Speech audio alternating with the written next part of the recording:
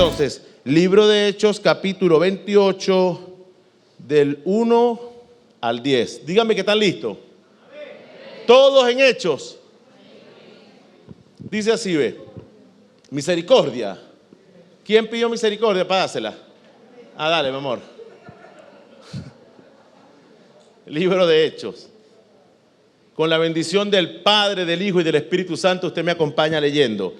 Estando ya a salvo, supimos que la isla se llamaba Malta, y los naturales nos trataron con no poca humildad, porque encendiendo un fuego, nos recibieron a todos, a causa de la lluvia que caía y del frío. Entonces, habiendo recogido Pablo algunas ramas secas, las echó al fuego, y una víbora, huyendo del calor, se le prendió en la mano. Cuando los naturales vieron la víbora colgando de su mano, se decían unos a otros: ciertamente este hombre es homicida, a quien escapando del mar, la justicia no deja vivir. Pero él, sacudiendo la víbora en el fuego, ningún daño padeció. Ellos estaban esperando que él se hinchase o cayese muerto de repente, mas habiendo esperado mucho y viendo que ningún mal le venía, cambiaron de parecer y dijeron que era un dios. En aquellos lugares había propiedades del hombre principal de la isla, llamado Publio, quien nos recibió y hospedó solícitamente 3 días. Y aconteció que el padre de Publio estaba en cama, enfermo de fiebre y de disentería, y entró Pablo al verle, y después de haber orado, le impuso las manos y le sanó. Hecho esto, también los otros que en la isla tenían enfermedades, venían y eran sanados, los cuales también nos honraron con muchas atenciones, y cuando zarpamos nos cargaron de las cosas necesarias. Hasta allí, hermanos. Padre, te doy gracias por tu palabra y te pido, Dios, que a través de ella podamos aprender de tu sabiduría y tu revelación en el nombre de Jesús. Amén. Para contextualizar, ya que empecé leyendo parte de esta historia, estamos hablando de uno de los últimos viajes misioneros que Pablo hizo involuntariamente, ya que mucha gente le conoce como el viaje de la cautividad. O sea, estaba preso Pablo y fue llevado a causa del evangelio a Roma, a comparecer delante de la autoridad de Roma. Pero hay un detalle en este viaje que estuve leyendo. Se presenta una tremenda tormenta que azota la embarcación y ellos naufragan. El barco se naufraga lleno de presos, incluyendo entre esos presos Pablo. ¿Y qué pasó allí? Los hombres que cuidaban a Pablo y a los presos dicen: vamos a matarlos antes de que puedan escapar, irse nadando y escapan. Pero Pablo y esos hombres fueron protegidos por uno de los centuriones que dio cuenta de ellos. Y dijo: no los matemos. Esa gente va a nadar y no se van a escapar. Y es allí cuando nadan todos y se salvan y llegan a esta isla de Malta. Es una isla que está allí en el medio del recorrido, y por providencia de Dios ellos caen en esta isla. Pero pasa lo siguiente: dice que los lugareños, cuando vieron el naufragio, los recibieron con bien. Tenían frío y hacen una fogata, dice allí, como usted leyó. Pero entre tanto, Pablo, ayudando a agitar la fogata que les daba calor, agarra unas ramas, y de las ramas sale una culebra, una víbora.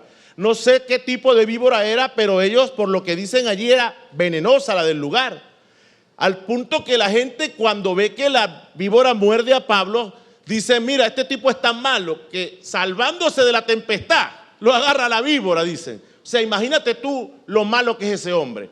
Pero las cosas cambian de parecer al ver que cuando es mordido Pablo por la culebra, ellos esperando que se hinche, el veneno lo mate, no ocurre tal cosa, sino que Pablo sacude la culebra, la lanza allí en el fuego y Pablo no muere. Y ellos inmediatamente empiezan a ver que había algo dentro de este hombre que le protegía. Y dice que lo comparan con un Dios. Eran personas que todo lo que veían lo colocaban y lo ponían como Dios. Pero no solamente eso, dice que en los lugareños tenía un hombre que era dueño del lugar o el que comandaba toda esta zona, que tenía una mamá que estaba enferma, dice aquí. El padre estaba enfermo y Pablo llega al lugar y no solamente eso, ora por el padre que está enfermo del hombre que tiene la autoridad en el lugar y es sanado. Y cuando se enteran de este episodio, llaman a toda la gente, mira, aquí hay un hombre tremendo, aquí hay un hombre que pone las manos, ora y sana. Y dice la palabra, terminando, de que todos los lugareños que estaban enfermos acuden al lugar y fueron todos sanados. Ahora, usted dirá, pastor, ¿a qué se debe que usted se paró en la isla de Malta en la travesía de Pablo? Pablo obviamente estaba prisionero, fue llevado hasta Roma para comparecer ante el César, la autoridad, porque ya había dado una ronda de comparecencia y deciden mandarlo para allá, para su país natal, para Italia, y que allá, bueno, vean lo que van a hacer con él.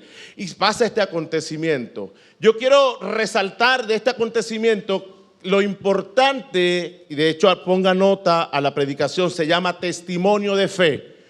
Póngale nota allí. Lo importante de entender que cuando una persona está bajo el propósito de Dios, aún naufragando, aún estando preso o aún cayendo en circunstancias en el cual la gente cree que no va a poder hacer nada, Dios sigue respaldando el testimonio de fe de esa persona.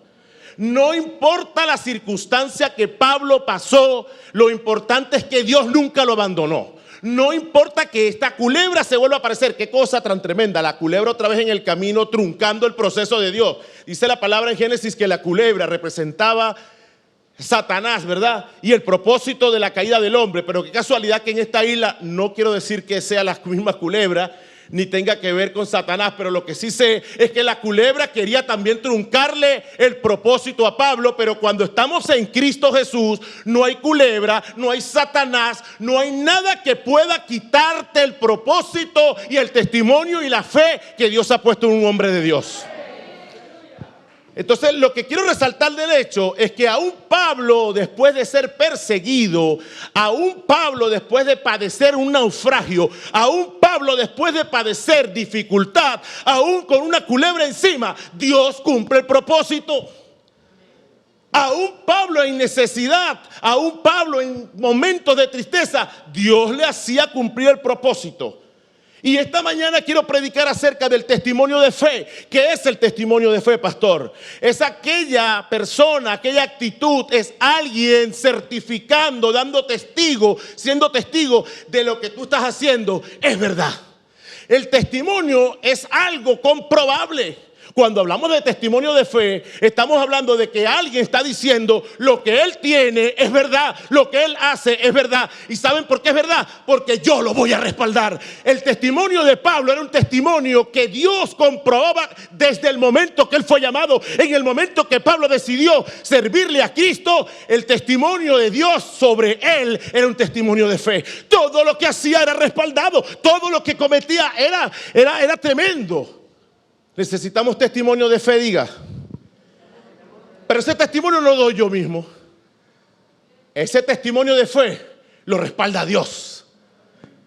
Porque una cosa es el testimonio humano y comportamiento cristiano, y otra cosa es el testimonio de fe. Y sé que el Espíritu mismo da testimonio a nuestro espíritu de que somos hijos de Dios. Eso lo dice Romanos. Entonces podemos ver que en algún momento de nuestra vida Dios va a respaldar en el momento que nosotros hagamos las cosas bien y que caminemos por la ley y la justicia. Dios va a respaldar lo que tú estás haciendo como testimonio de fe de que tú eres hijo de Dios. No importa que se aparezca la culebra ni que te muerda. No importa. No importa que naufragues. No importa que un día estés metido en el calabozo el más adentro, pero en ese momento glorifica a Dios, porque Dios va a hacer algo para testificar que en esa circunstancia sigue siendo hijo de Dios. Diga amén. Hechos 16, 23 al 32, rapidito.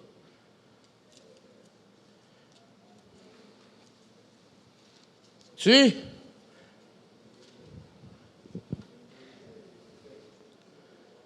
Después de haber azotado mucho, lo echaron en la cárcel, mandando al carcelero que lo guardase con seguridad. Contextualizando nuevamente Pablo, pero en Filipo. Cae preso, porque le quitó a una muchacha un espíritu de adivinación que tenía. Y la gente se molesta y hace una revuelta y finalmente paga a Pablo y Silas. Y usted dirá, bueno, pero Pablo lo que vivía metió en lío. Pero usted no sabe, cada lío era gloria y gloria para el Señor. Cada problema era gloria y gloria para el Señor. Cada dificultad se levantaba Dios diciendo, hay un testimonio de fe en la vida de ese hombre y aunque esté encarcelado, la gloria mía resplandecerá por sobre todas las cosas. Y todo lo que pasaba era para glorificar al Señor. Todo lo que acontecía era para glorificar al Señor. Pareciera que a Dios le gusta más la gloria en tiempo de dificultad. Parece que a Dios le gusta una gloria cuando estamos enfermos. Parece que a Dios le gusta una gloria cuando no hay aplauso. Parece que a Dios le gusta una gloria cuando estamos presos. La gloria de Dios como que se escucha más cuando hay una persona humillada, cuando hay una persona entristecida, cuando hay una persona pasando dificultad, pero que dice, yo siempre seguiré a Él. Él es mi Señor, Él es mi Redentor, Él es mi Salvador.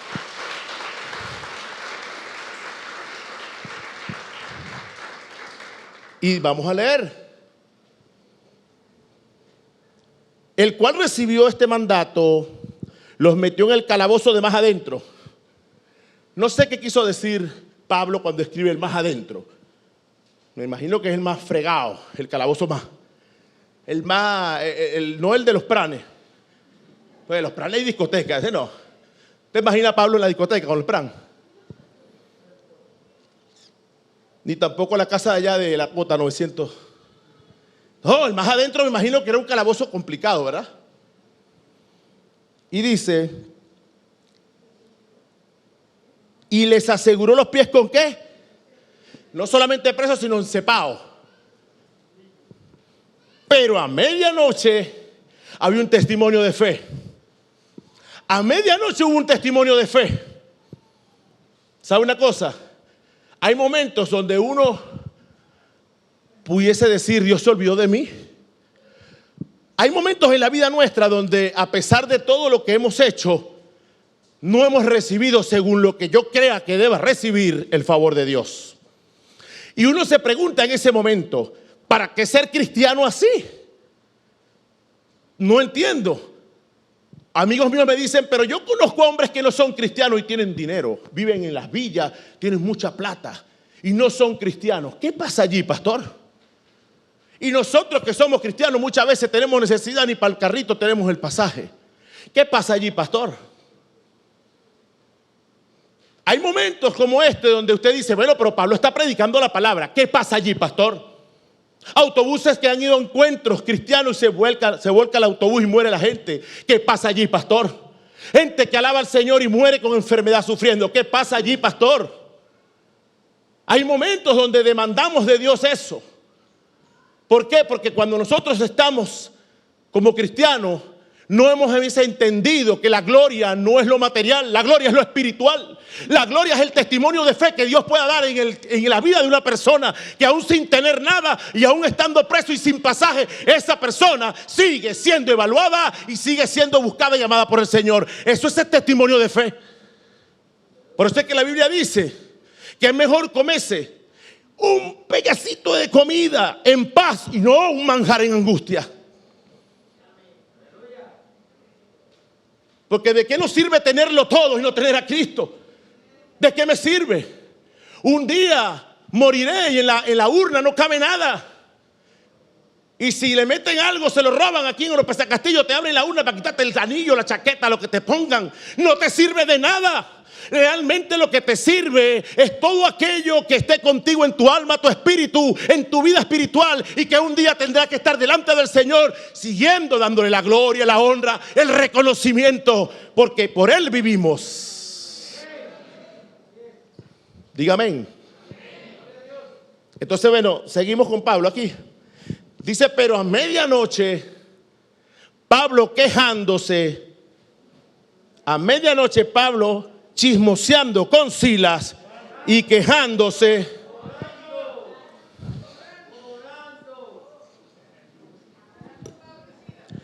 Pero a medianoche Pablo, dejando su confianza en Dios, no, nada de eso, ¿verdad? Pero a medianoche, en medio de esta tribulación y en la cárcel del más adentro y con cepos en los pies, Pablo orando y Silas cantaban himnos a Dios. ¡Aleluya! Es tremendo saber que una persona puede estar en un momento cantándole a Dios, chicos.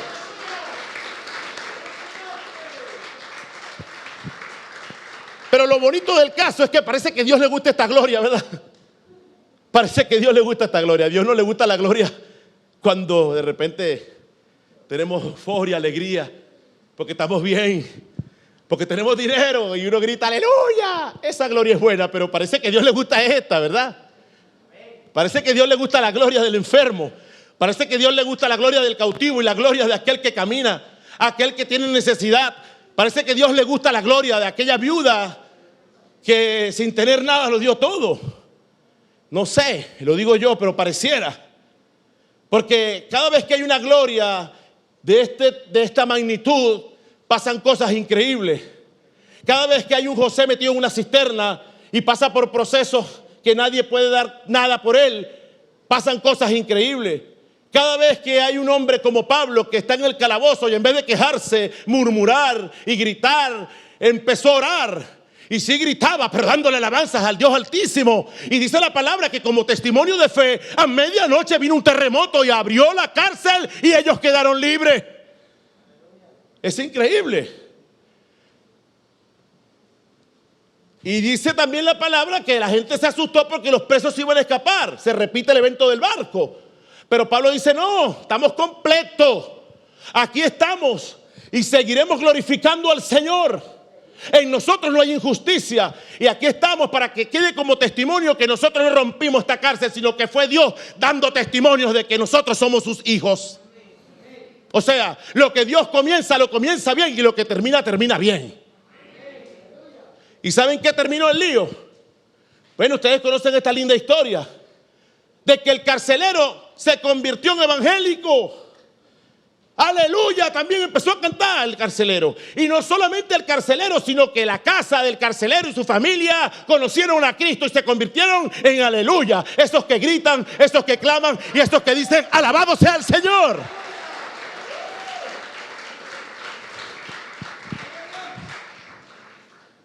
Sí, Pablo preso otra vez. Había algo que maltrataba a este hombre, que lo puyaba tal vez espiritualmente o físicamente, pero lo llevaba consigo como un recordatorio de un sufrimiento. Pero nunca dejó de seguir a Cristo ni de predicar la palabra. De hecho, dicen los teólogos que Pablo es el verdadero apóstol que suplantó a Judas. Dicen los teólogos que él dio testimonio, Dios, de él en todas las cosas que hizo.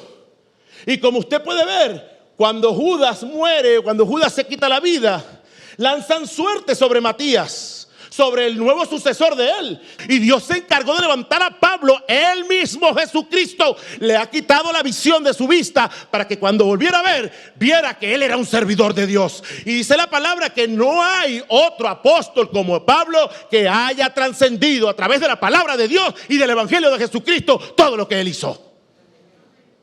Sin embargo, yo estoy diciendo lo que dicen algunos teólogos. La Biblia dice que el sucesor fue Matías, pero unos dicen que el sucesor verdadero de Judas fue este apóstol. Y de verdad que hay gloria en él. El Señor se glorificó mucho en la vida de este hombre. Matías lo eligieron, se perdió. No dejó nada Matías. Nada. Pero Pablo dejó una de las mayores enseñanzas teológicas después de Jesucristo. Es él quien la deja. Y está demostrado en casi 13 cartas paulinas que él escribe aquí en el Nuevo Testamento. Es una persona que fue utilizada por Dios, pero dándole la gloria a Dios en tiempo de dificultad. Note usted que la vida de Pablo fue una vida de sufrimiento, fue una vida de dificultad y pelea, pero en todas esas dificultades, peleas y sufrimiento, Dios dio testimonio de fe de que es un hijo de Dios.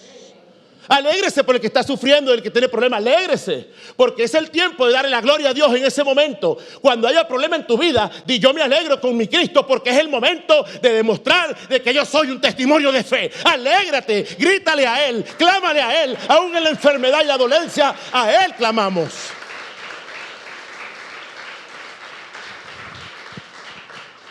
¿Sí? ¿Estamos bien?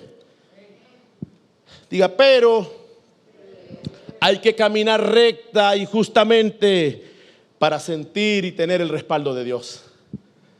Porque el problema es que la gente quiere el respaldo de Dios como Pablo. Pero si no caminamos recta y justamente, nunca vamos a tener un testimonio de fe. El Señor no puede decir: este es mi hijo, de él estoy orgulloso, cuando no caminamos en rectitud y fe.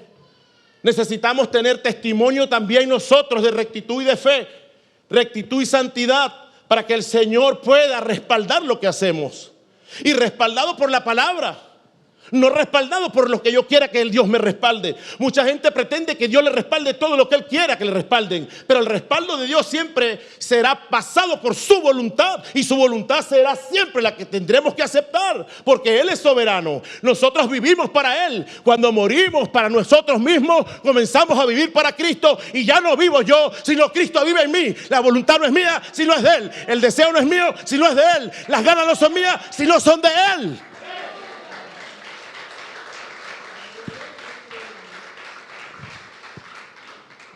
Entonces, ¿qué pasa?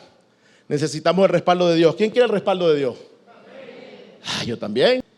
Pero ese respaldo viene por la palabra, viene por la obediencia y viene por la santidad y justicia. Pablo era un hombre obediente, era un hombre justo. En el momento que fue transformado, su vida cambió totalmente, hermano, y se sometió a todo lo que tuvo que someterse, con justicia, con santidad y obediencia. Y solo así encontramos que Dios le respalda. Amén. Necesitamos testimonio de fe. Hace exactamente un año atrás, cuando empezó la pandemia, por ahí salió un chiste. Un chiste no, yo creo que fue una prueba. Algunos videos comenzaron a salir de que había un pelo en la Biblia. Y ese pelo usted lo sancochaba y le echaba limón y se lo tomaba y le quitaba el COVID, le quitaba toda enfermedad. Busquen el pelo. Y los mundanos no buscaron nada, pero los cristianos buscaron el pelo. Los mundanos me dijeron cosa estúpida, chico. Pero los cristianos dijeron así, solo por ver, y buscaron el pelo. Dice: no, una cucaracha. Y también se hubiesen puesto la cucaracha sancochada ustedes entonces. Y ahí vemos cómo nosotros queremos que Dios nos respalde. Por los inventos mundanos queremos que Dios nos respalde, y no por la palabra de Dios. Porque el que conoce la palabra de Dios duda mucho para creer en que va a sancochar el pelo. Ve un pelo en la comida, sales corriendo, pero saliste corriendo a sancochar el pelo. Porque les cuento, hubo gente que me llamó y me dijo: pastor, encontré el pelo. No le estoy mintiendo. Y yo le dije: mija, pero si tú sueltas cabello hasta hablando. La bicha es pelucada. Pastor, encontré el pelo. Pelo vas a encontrar por todos lados. Gente que realmente no tiene el conocimiento y no está a la altura todavía de lo espiritual. Por eso es que nosotros como cristianos debemos aprender de la palabra. Para que Dios respalde lo que hacemos, necesitamos vivir según la palabra de Dios, no lo que yo crea que es o lo que crea el otro que es. Y la palabra es el manual de vida que Dios ha dejado, inspirado por el Espíritu Santo en diferentes épocas y diferentes autores e idiomas, pero con un mismo hilo conductor que se llama el Espíritu Santo, que está dentro de ti para guiarte a toda verdad y no ponerte a sancochar pelo. Gloria a Dios. Y recuerdo pues ese evento, y a mí me dio una risa porque yo dije: oye, vale, pero ni siquiera pudo ser otra cosa sin un pelo, vale. Bueno, cosas que pasan, ¿verdad? Pero nosotros debemos acostumbrarnos a que el respaldo de Dios siempre va a venir por la palabra. Siempre será por la palabra, no por los profetas locos, no por los evangélicos locos, no por los inventos locos. El respaldo de Dios nunca jamás contradecirá a la palabra. Jamás. Si un profeta le dice que se lance de espalda del morro, diga, láncese usted, porque la palabra del Señor no me indica eso. Si un profeta le dice aquello y lo otro, dígale, aquí está la profecía más segura. Yo vivo por la palabra, yo camino por la palabra, yo estoy aquí porque no soy yo, es Cristo en mí haciéndome caminar.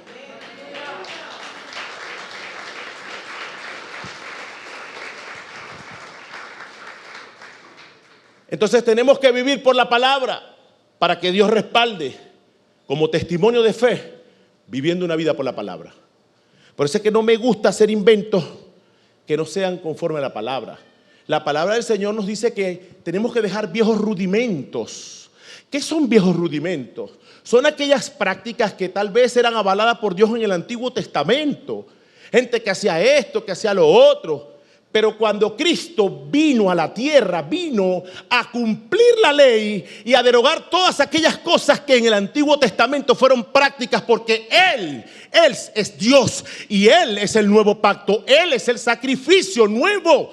Él es la sangre que nos purifica y nos redime. Y ahí no tengo que estar matando animal, y ahí no tengo que estar agarrando esto por allá, y no tengo que estar bañándome en el Jordán. No, usted lo que necesita es arrepentirse y sí se va a bañar, pero la sangre de Cristo que fue derramada en esa cruz que está entre el cielo y la tierra como el nuevo pacto y sacrificio para que usted y yo tengamos vida eterna. Diga amén. Entonces, cuando usted ve locos haciendo lo que era, ríase, pero no se ponga a hacer usted. Cuando usted ve que agarre esto para acá, que amárrate esto por allá, que bébete el agua, si usted va para parar de sufrir, bueno, hermano, allí llegan, vas a caminar.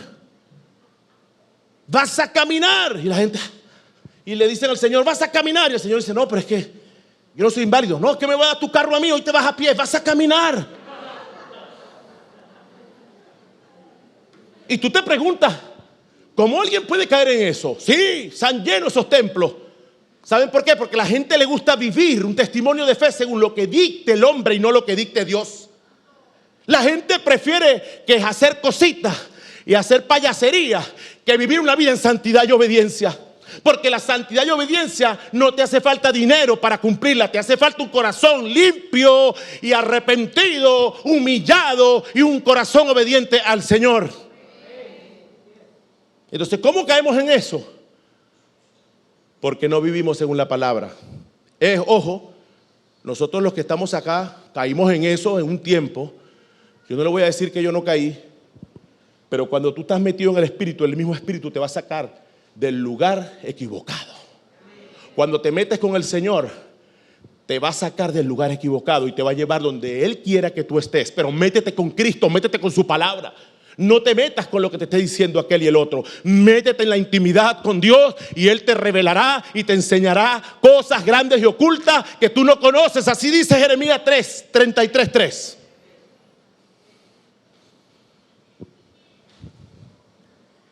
Amén. Están muy calladitos ustedes, ¿verdad? Están muy calladitos ustedes. Entonces, el respaldo de Dios viene por la palabra. Todo cristiano debe experimentar el respaldo de Dios, porque hay gente que tiene años en el Evangelio y todavía no ha tenido una experiencia sobrenatural con Cristo. Hay gente que cree que el Evangelio es un cuento, o cree que el Evangelio es un cumplimiento moral o un cumplimiento civil. El Evangelio no es meramente un cumplimiento moral y civil. El Evangelio es palabra de Dios, es poder de Dios para todo el que cree. El Evangelio es creer en Dios y en sus promesas. El Evangelio de Cristo es la buena noticia de que Él un día murió y resucitó por usted y por mí, y lo hizo para que usted tenga vida en abundancia y para que otros sean alcanzados a través de usted. Ese es el Evangelio. Es diferente. Hay un trabajo que hacer y toda persona debe anhelar tener una experiencia sobrenatural con Cristo. Pastor, a mí no me habla nadie, ni mi abuela me habla. Pero ¿cómo te va a hablar, pues? ¿Cómo te va a hablar? La palabra de Dios no miente. La palabra del Señor dice que Él se le muestra a todo aquel que le busca. El que busca encuentra. Él hallarás al Señor Entonces necesitamos hallar al Señor, buscarle en la intimidad para que Él se revele y para que nos haga vivir experiencias, diga, sobrenaturales. La diferencia de una persona sin Cristo a una persona con Cristo, número uno, es que es salvo. Y número dos, es que las promesas se cumplen en Él. Y número tres, el poder del Espíritu Santo se manifiesta en Él. Y número cuatro, hay una transformación, o sea, una conversión en el momento que Él decide desarrollar los frutos, el fruto del Espíritu Santo. Cuando la persona es sensible a eso, su vida cambia y tú conoces quién es cristiano y quién es mundano. No por lo que Él vista, no por lo que Él tenga, sino por lo que está dentro de Él, que da testimonio de un hijo de Dios. Diga aleluya. Así es. Que son complicados, por cierto. Son complicados. Hasta yo hablando a veces me da miedo de hablar de esos frutos. De ese combo. La Biblia dice que es un fruto que da el Espíritu Santo, que tiene dentro de ese fruto muchas cosas que tenemos que cambiar. Y para que eso pase yo debo ser sensible, porque todo el mundo le habla del Espíritu Santo, pero eres sensible. ¿Sabe qué es sensibilidad? Es cuando está algo delicado, cuando algo se presta a ser. Pero cuando tú estás fuerte y duro, rebelde, ni que te hablen haces caso. Pero cuando eres sensible, el Espíritu Santo comienza a tratar contigo y las cosas que tienes que cambiar. Por ejemplo, la paciencia. Por ejemplo, andar por allí gritando cuando uno se molesta con la esposa. O cuando la esposa se molesta con uno, dejen de gritarnos también, que nos vuelven locos. Por cualquier cosita que no vale la pena. La Biblia dice que nosotros debemos tratar a nuestras mujeres como vasos. Pero hay veces que hay una mujer con un vidrio grueso. Si se le puede tirar y no se parte. No, mentira. Como vaso frágil. Pero continuemos, porque no es allí donde quiero desarrollar mi prédica. Entonces, primero, revelación. Dice Jeremías 33:9: y me seré a mí por nombre de gozo, de alabanza y de gloria entre todas las naciones de la tierra, que habrán oído todo el bien que yo les hago, y temerán y temblarán de todo el bien y de toda la paz que yo les haré. Estas palabras vinieron a Jeremías en un momento donde él estaba preso, porque él, Jeremías, tenía la mala costumbre, dice uno, de decir la verdad, aunque duela, y le predicaba y le decía todo lo que el Señor le mandaba a profetizar al rey Sedequías, y todo lo que le decía era: vas a caer preso. Dime algo bueno ahí, Jeremías. Viene un carro, vas a caer en manos de los babilonios. Jeremías, tú no tienes una palabra buena, sí, y tú también vas a ir preso. Todo lo que le decía el rey, pues, pero era palabra verdadera de Dios, porque venía un castigo sobre el pueblo de Judá.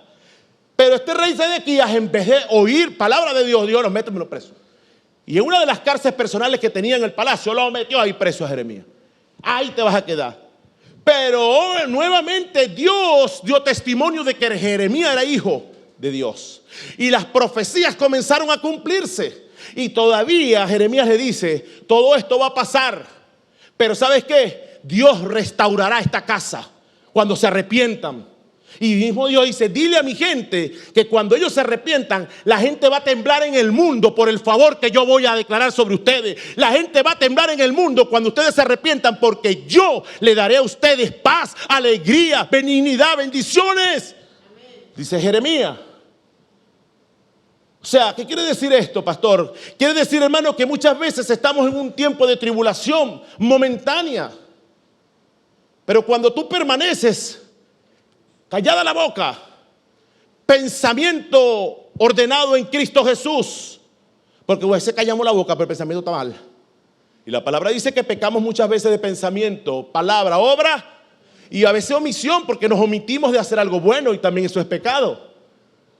Pero cuando vienen tiempos de tribulación, grábese esto: ni pensamiento, ni palabra, ni obra, ni omisión. Mantente firme, porque ese es el momento que Dios prende su televisor, que por cierto es 4K o 8K, porque te está mirando, porque es el momento donde Él, delante del mundo y de tu vecino y de tu gente, dará testimonio de que tú eres un hijo de Él.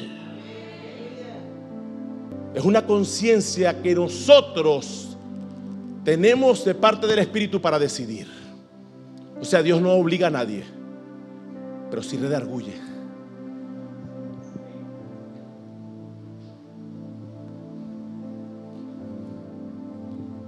Entonces, revelación de Dios. Todo cristiano debe experimentar un respaldo de Dios. Dice Jeremías 33:3, clama a mí. Sí, clama a mí, le dijo Jeremías. Y te enseñaré cosas grandísimas y muy ocultas que tú no conoces. Y la gente me podrá decir, pastor, está citando el Antiguo Testamento, profetas del Antiguo. Dios no escribió o inspiró la Biblia para que se quedara como un libro histórico. La inspiró para que usted y yo pudiéramos hoy conocer la manera en que Él siempre ha tratado a su pueblo. Y como lo sigue tratando y como lo ha de tratar. Es el manual de conocimiento de vida que nos sirve desde el antes, el presente y el después. Y esa palabra, yo me atrevo a decir sin temor alguna que está ahorita vigente. Clama a mí y yo te responderé, dice el Señor. Y te enseñaré cosas grandes y ocultas que tú no conoces.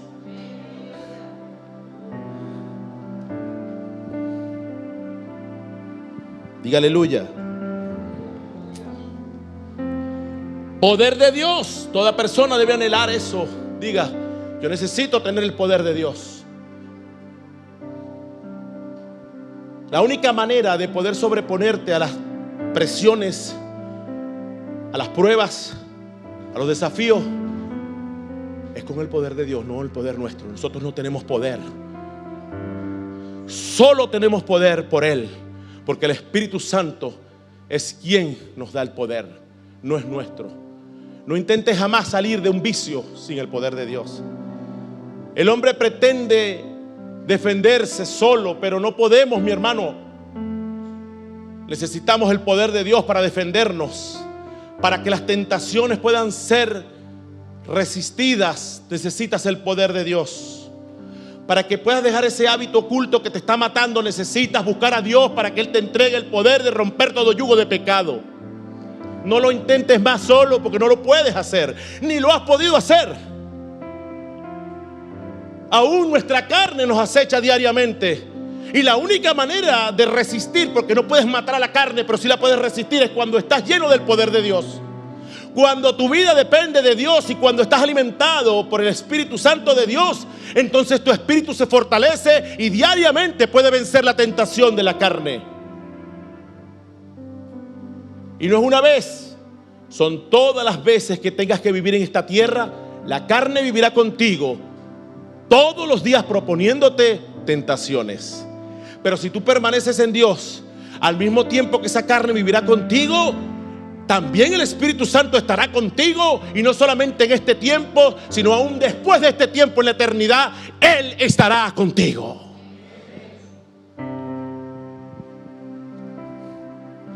Entonces pida el poder de Dios. Hechos 2:4, el nacimiento de la iglesia, está allí prácticamente demostrado en el libro de Hechos, ese capítulo donde el derramamiento del Espíritu se presenta a los apóstoles con poder. Dice la palabra que a partir de ese momento las cosas cambiaron. Porque ya no era bajo la autoridad, sino ahora era bajo el poder. No sé si me está entendiendo.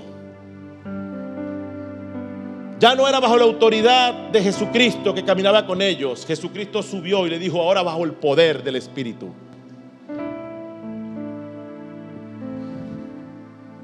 Y aleluya. Fueron todos llenos del Espíritu Santo. Hechos capítulo 2 versículo 4. Fueron todos llenos del Espíritu Santo. Usted como cristiano y yo como cristiano, como pastor, debo anhelar el poder del Espíritu Santo. Usted como cristiano y yo como pastor debo estar metido en el Espíritu Santo.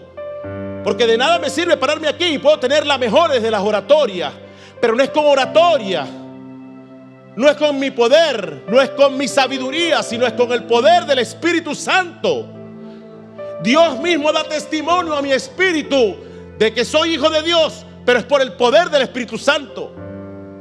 Cuando yo tengo el respaldo de Dios, las cosas fluyen. Pero cuando yo no soy nada ni nadie, de hecho no lo soy, pero cuando no tengo su respaldo, nada fluye. Por mucho que lo intentes, por mucho que quieras romper ese lazo que te tiene atado al pecado, vas a poderlo hacer. Vas a poder hacerlo. Necesitas el Espíritu Santo de Dios. Necesitas de su poder. Y si usted está aquí y todavía no ha experimentado el poder del Espíritu Santo, hoy es el día que Dios te va a bautizar en poder y fuego. Hoy es el día que Dios va a mirar los corazones de aquellos que anhelan su poder. Hoy es el día en que Dios va a identificar quién realmente hoy está arrepentido y quiere recibir ese poder del Espíritu Santo. Aquellos que están dispuestos a obedecer, aquellos que están dispuestos a santificarse, aquellos que están dispuestos a morir para el mundo, para vivir para Cristo. Porque cuando tú dices esas palabras no es meramente un juego o una repetición, es una vivencia, hermano, es una realidad. Es morir en mi yo, es morir en mi carne, es morir en mis sentimientos, es morir en todas mis pretensiones para darle lugar a Dios en mi vida, para que sea Él morando en mí, para que su voluntad se cumpla en mí, para que su mandato sea una ley para mí, para que mi obediencia sea siempre absoluta para Él, el que vive, el que reina. Él es el Señor.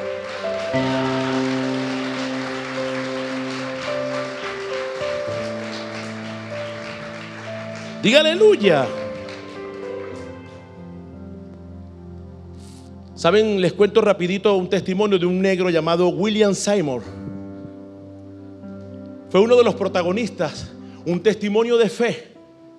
En el 1906, por allá en Los Ángeles, California, en una calle llamada Azusa 312. Pero la historia cuenta que de allí parte uno de los mayores avivamientos de la iglesia pentecostal. Pero les cuento rapidito el cuento. Dice la palabra, o la historia, perdón, de que este hombre era un hijo de ex esclavos afroamericanos. O sea, hombres, sus padres eran esclavos.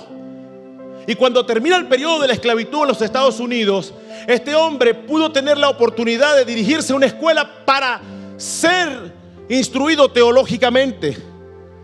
Pero dice su bibliografía que cuando llegó todavía el racismo en Estados Unidos estaba fuerte y el profesor le dice: no, no te puedo tener porque todavía está crudo lo de blanco y negro y tú eres muy feo, muy negro, tú eres como el pastor Gaetano, no puedes estar aquí. Yo sé que se terminó la esclavitud, pero mejor vamos a esperar un tiempito. Y dice: pero es que yo quiero aprender de Dios, dice el negro. Y el profesor Charles Parham se llama, le dice: vamos a una cosa, métete detrás de la ventana del salón, por allá escondido. Por allá atrás escondido, detrás de la ventana, escucha. Y así aprendes, pero no te puedo tener dentro de los blancos porque me vas a crear un problema. Pero lo que me llama la atención de la cuestión, porque es muy larga la historia del avivamiento de la calle Azusa y muchos acontecimientos, lo que quiero resaltar es el hecho de que de todos los que estaban escuchando la clase presencialmente, el Espíritu Santo se le derramó y dio testimonio en la vida del negro que estaba detrás de la ventana escuchando la palabra y escuchando la teología que le estaban explicando. Es para que ustedes vean que aún con una barrera, con una ventana, ese negro fue pieza fundamental para el mayor avivamiento en la calle Azusa, donde dice la gente que cuando iba hasta allá la gente recibía la llenura del Espíritu Santo. Fue un escándalo en Estados Unidos lo que pasó allí. Dios utilizó a ese hombre como nunca nadie había utilizado en ese tiempo.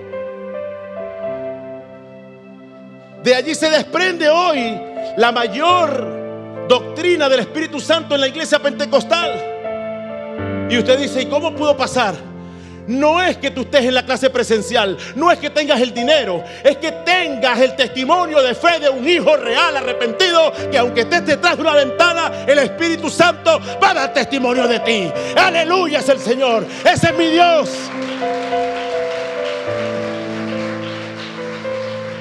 Ese es mi Dios. Si le cuento la historia, como teología se va a sorprender. Busque el avivamiento de la calle Azusa y usted verá lo que pasó. Porque no lo quiero contar. es largo, pero yo quiero que usted lo busque en casa.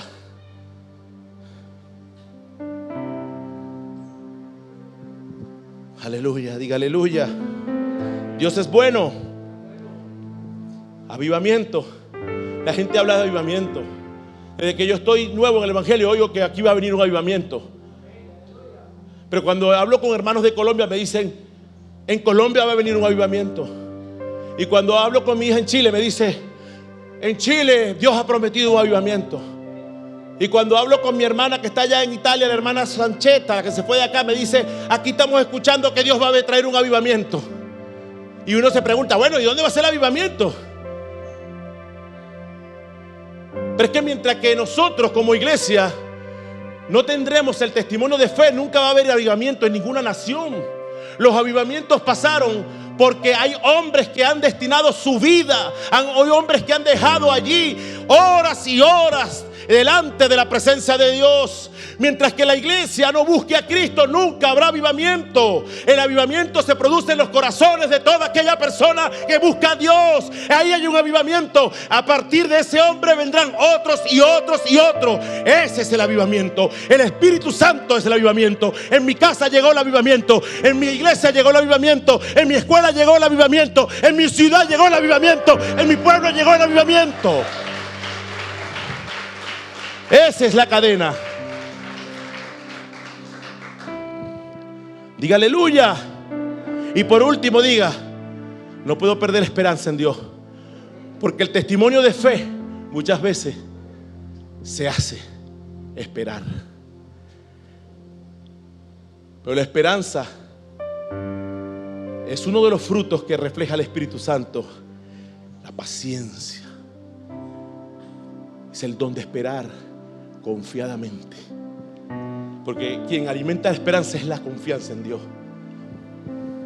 ¿Sabe? Hay un testimonio de una loca llamada Rebeca Méndez, que por allá en México, en una playa de San Blas, esto no tiene nada que ver con el cristianismo, pero me llama la atención de que una persona que no conocía a Cristo puso en marcha una esperanza que la convirtió en loca, porque el esposo, faltando pocos días para casarse, se echó al mar con unos marineros para pescar no sé qué cosa, y le dijo, tranquila, yo regreso, quédate aquí, no pierdas la esperanza que yo regreso. Pero dice la historia que esta mujer se enloqueció porque el hombre naufragó y murió, nunca lo encontraron, y ella se pegó de esa esperanza que había dado el esposo y vagó, y hasta se vistió de novia y vagó por toda la playa durante el resto de su existencia, y allí murió como la loca de San Blas.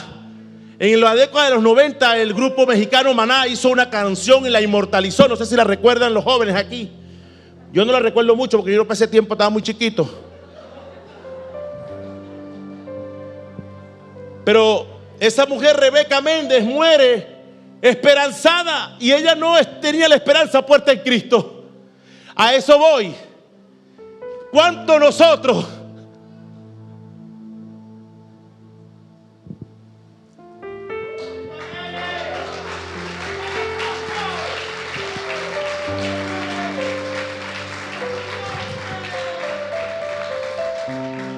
¿Cuánto nosotros, hermanos, que tenemos la esperanza puesta en un Dios verdadero? ¿Cuánto nosotros, hermanos, que tenemos la esperanza segura, fiable? El que hizo la promesa es fiel para cumplirla. Y en esa promesa, en esa cruz, allí se dio la mayor promesa, hermano. En esa cruz está nuestra esperanza. Allí está nuestra salvación. El que cree en Él, aunque esté muerto, vivirá, dice la palabra.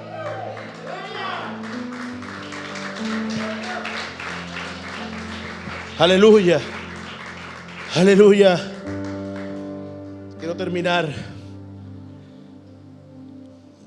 La esperanza. Dice Isaías 40, desde el 29 al 31, dice: Él da esfuerzo al cansado y multiplica las fuerzas al que no tiene ninguna. Mira lo que está diciendo el Señor a Isaías. Los muchachos se fatigan y se cansan, los jóvenes flaquean y se caen, pero los que esperan a Jehová tendrán nuevas fuerzas. La esperanza en Jehová te da fuerza para seguir. La esperanza en Jehová te da fuerza para que un día te resignes y te conformes con que tu papá y tu mamá partió, pero que hay una esperanza escrita de que un día nos volveremos a encontrar en su presencia. Lo único que te toca a ti es vivir para Cristo y morir para Cristo. Solo así esa esperanza se hará palpable en nuestras vidas. Y si vivimos para Él, entonces moriremos para Él, porque un día esa muerte repercutirá en nosotros como ganancia, dice la palabra. Diga aleluya, por favor.